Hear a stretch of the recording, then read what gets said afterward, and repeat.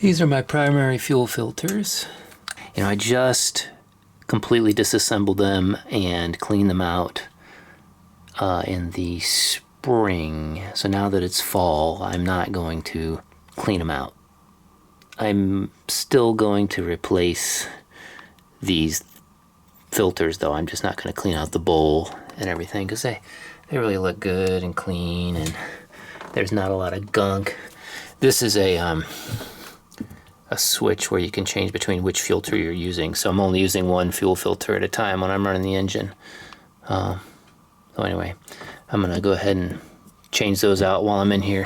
And then I'm going to change out the secondary fuel filter, which is on the engine itself. And what you have to make sure of when you do this is that you replace it full of fuel. So the new filter is going to have to be filled with fuel so that there's no air that gets into the system. If air does get into the system, your engine will quit. And what we'll end up having to do is run the engine and then bleed the air off using this screw at the top.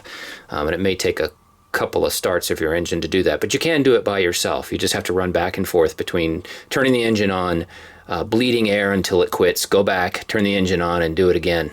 Alternately, I think there's a way you can crank the engine manually, but I'm not sure where that is. I've never done that. If I did a little bit more research, I'm sure I could figure that out in order to bleed the air out. But first step, remove the top of the engine compartment cover.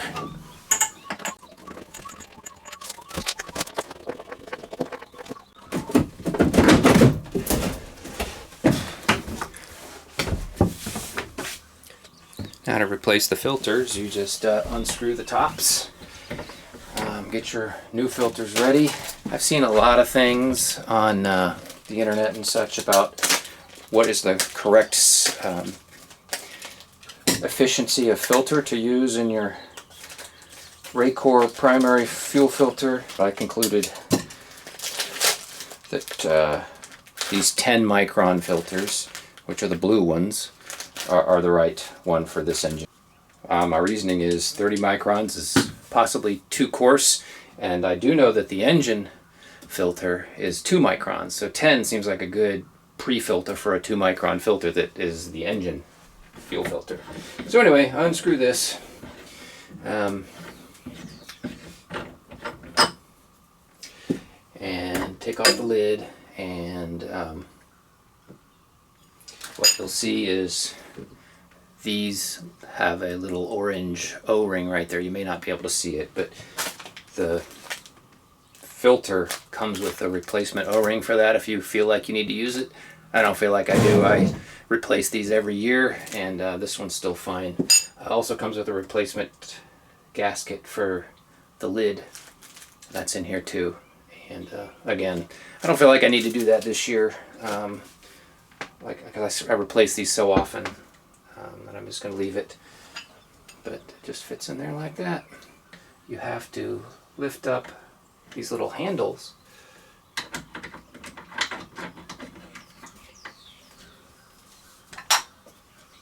lift those up, then allow you to pull it out.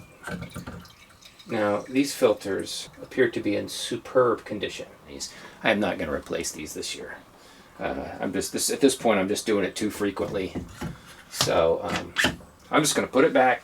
Say I did my due diligence by checking it. Save myself a few bucks.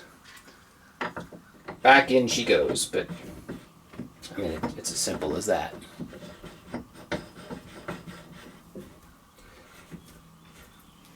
I am not going to take the same approach with the secondary fuel filter because I can't inspect that. I don't know what condition it's in. So for removal, I will once again use my trusty filter extraction tool. Righty-tighty, lefty.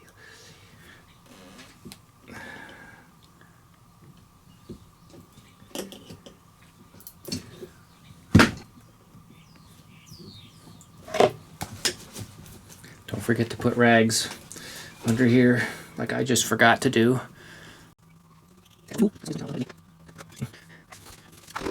There's the old filter, and as you can see, it's full of fuel. So the new filter must also be full of fuel. This is the secondary fuel filter that I use. I'm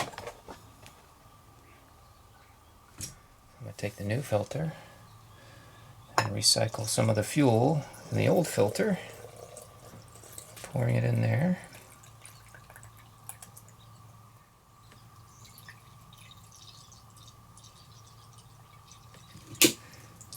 There.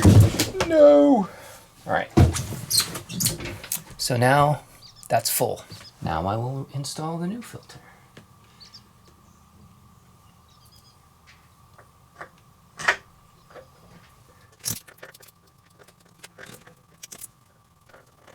Just do it hand tight. Alright, now that that's done, the next thing to do is to run the engine again to make sure that there's no air in the system that needs to be bled out. If there is, your engine will quit. I got it running again. Nothing seems to be leaking. And I didn't have any air in the system, I guess, because it kept running. So I did something right.